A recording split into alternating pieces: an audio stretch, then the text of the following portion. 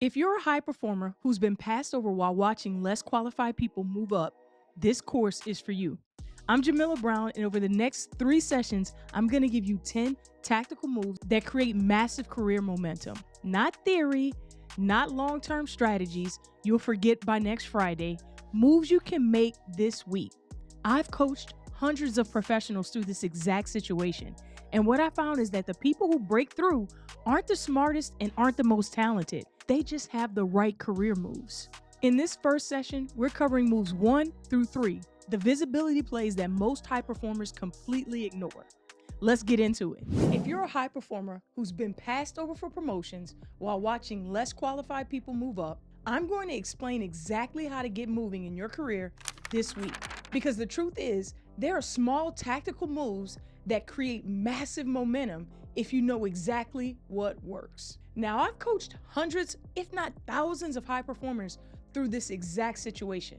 At one point in my career, I went from assistant manager to region manager in just 4 years. And after studying what separates people who break through from people who stay in the same position for years, I've realized there are certain small moves that give you an unfair advantage. So in this video, I'm gonna break down 10 small career moves that you can make this week to accelerate your career fast. These aren't long-term strategies. These are tactical actions you can take right now in the next 5 to 7 days. And I'm gonna cover both the strategy behind each move and the click-for-click tactics for exactly how to implement them. And stick around to the end where I will give you 3 rapid-fire bonuses you don't wanna miss. Number 1, stop waiting for your boss to notice you.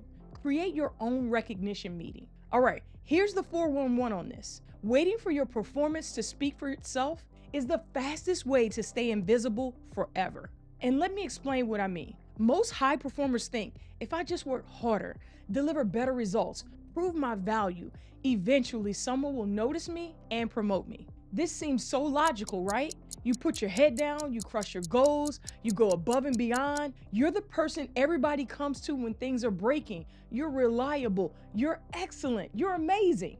But here's the problem. Your boss is managing 8 to 12 other people, dealing with their own pressures above them, sitting in back-to-back meetings, fighting fires all day. They're not sitting there with a spreadsheet tracking your wins for you. They're not documenting your impact. And when promotion season comes around, they're going to remember the most recent thing you did, not the other 47 brilliant things you did over the past year. This is such a common trap that every career coach and leadership expert talks about. High performers get trapped because they're excellent executors, but terrible self-advocates. So knowing all of this, what should your tactical adjustments be?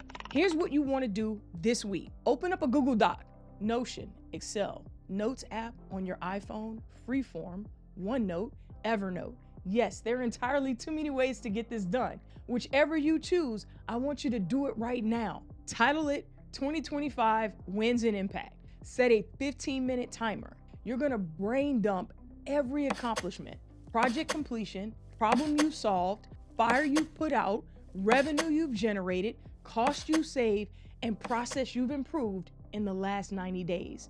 And then go back over 2025. Don't worry about formatting, just get it out. Then, here's the key move you gotta make. Send your boss a calendar invite for next week titled Q4 Wins Review, 15 minutes. Oh, you thought we were gonna keep this a secret? No, it's time's up for that. We are outside with this one and we're gonna be bold in 2026. In the description of that calendar invite, you're gonna say, I'd love 15 minutes to share some wins from this past quarter and get your input on how to maximize my impact in Q1. I've documented some highlights that I'm proud of. You're not asking for a promotion. You're not being demanding. You're creating a forcing function for recognition. Keywords there, forcing function for recognition. You're putting your value in front of the person who makes the decisions about your career or is in the room with the people that makes the decisions about your career. Most people never do this, and I mean never, ever.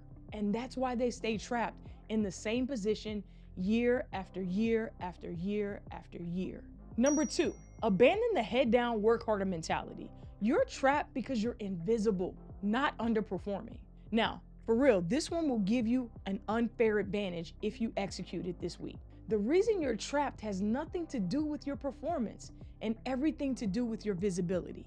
Most high performers think, I need to work harder, I need to do more, I need to get better at this. And all those things could be true. But you should think, I need to work more publicly, not harder first. Now, before I get into this one and explain what I mean, I want to be super clear. I'm not saying your work doesn't matter. I'm saying that excellent work that nobody sees doesn't advance your career. It gets you nowhere, period. Think about it like this. Imagine two products. You've got product A phenomenal, best in class, solves problems perfectly, incredible quality, but nobody even knows it exists. Then you've got product B. It's pretty good, maybe 80% as good as product A. But product B has a marketing team, testimonials, case studies, and a strong brand presence. And it just went viral on TikTok. Which product gets more customers, A or B? It's gonna be product B every single time. Your career works the exact same way. You can be the best performer on your team, but if decision makers don't know about your impact, you don't exist in the promotion conversation. You're product A with no marketing and no virality. And here's what makes this so painful for high performers specifically. You're probably already burned out from over delivering. You're already carrying the team. You're already doing the work of two people. The last thing you want to hear is you need to do more. But I'm not asking you to do more work. I'm asking you to make your existing work more visible. So what does that mean practically? This week, pick one project, just one, or result you're proud of. And I mean just one. Now write a 3-paragraph update about it. Paragraph 1 is going to be what the problem was. Paragraph 2 is going to be what you did. And paragraph 3 is going to be what the result was or will be. And be sure to think in dollars and numbers. Post it on LinkedIn. Send it to your company Slack or Teams channel if you have one. Forward it to your boss with the subject line, quick win I wanted to share. That's it. 5 minutes of work, but you just went from invisible to visible to an audience. And if you do this once a week, just once, you'll have 52 visibility moments this year. That's 52 more than the person who lets their work speak for itself and then wonders why they keep getting passed over. If 52 is too much for you, hey, then every other week gets you 26 visibility moments per year. Take it from me, as someone who went from stores to regional leadership, the people who advance aren't always the best performers. They're the performers whose value is most visible to decision makers. Now, before I go to number 3, I want to announce something that I know will help you get out of the trap. I created the Career Blueprint ebook that breaks down the exact system I use to go from assistant manager to region manager, plus the frameworks I've coached thousands of high performers on. This isn't theory. This is a step-by-step playbook with exercises for getting out of the career trap, getting visible, and getting promoted faster. I'm giving this away completely free because my goal is very simple. If you're watching this channel, I want you to have an unfair advantage over everyone you're competing with.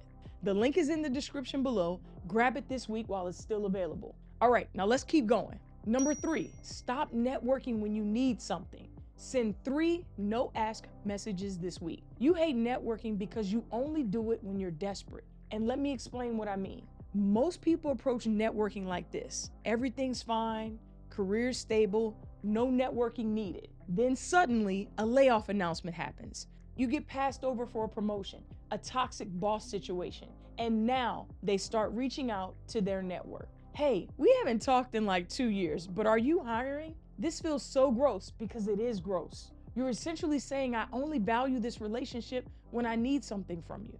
But here's the problem with this approach. Relationships are like bank accounts. You can't make a withdrawal if you've never made a deposit. And you can't make your first deposit the same day you need to make a withdrawal. It doesn't work that way. The people who have strong networks aren't smoozing extroverts who love small talk. They're strategic relationship builders who add value before they need anything. They make deposits consistently, so when they need to do something, they've got equity in the relationship bank. And if they never need anything from this relationship, it's a quality relationship for life, which is a win-win situation for all parties involved. So knowing all of this, what should be your tactical adjustments? Here's your exact play for the week. Go to LinkedIn right now. Think of 3 people in your industry who you respect, who are 1 or 2 levels above where you are, who work for companies that you admire, people you've met before, work with, or have a legitimate connection to. Now send them this message, and this is the key, with no ask whatsoever. Hi, so-and-so. I was thinking about you this week because specifically their work, post, company. I wanted to reach out and say, genuine compliment or insight, no ask or no agenda here. Just wanted to share that. Hope you're doing well.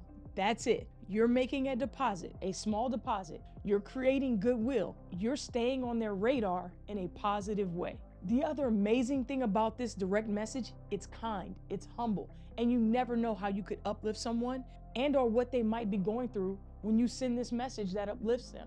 Do this with 3 people this week. That's 12 deposits a month, 144 relationship deposits a year. And when you do need something, an introduction, advice, a referral, you've got some equity in the bank.